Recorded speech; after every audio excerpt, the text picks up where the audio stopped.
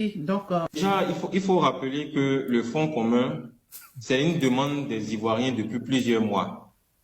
Vous avez entendu dans plusieurs médias des Ivoiriens s'exprimer pour dire on veut une unité de l'opposition.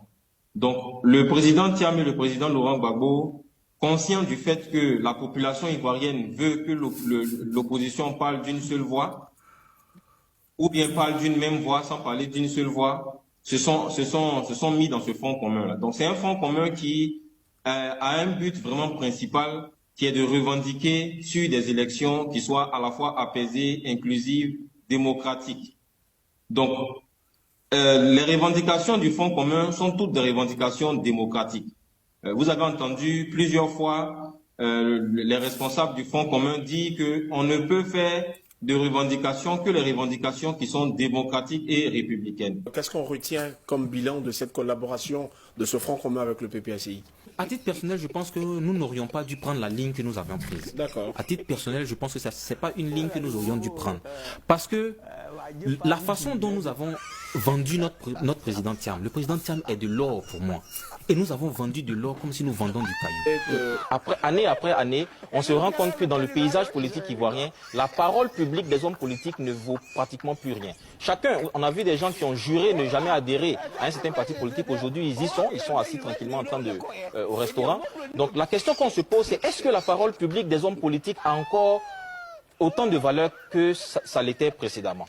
Alors, peuple de Côte d'Ivoire, peuple épris de paix, de justice, de démocratie et de liberté. Le président Laurent Gbagbo a dit que quand un homme marche, il laisse des traces, et des traces indélébiles.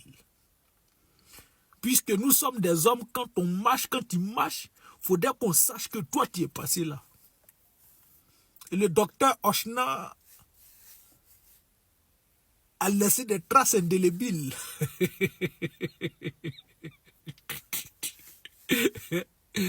Et toi-même, tu viens dire ici qu'à un moment donné, la parole des hommes politiques, on ne doit plus prendre ça au sérieux.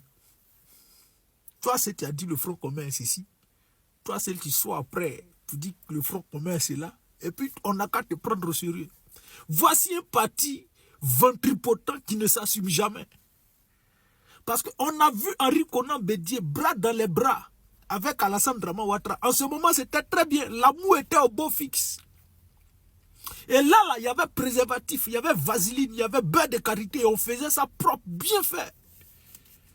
On voit, quand Alassane Draman Ouattara a voulu faire sans préservatif, sans beurre de karité, sans vaseline, Henri Konan Bédié a refusé. Et c'est Henri Konan Bédié qui est venu sur la toile, sur RFI, pour dire, après coup, je le regrette. Les frères, assumez-vous. Vous là, vous êtes des partis qui ne vous assumez jamais. Quand vous posez une action là, il faut s'assumer.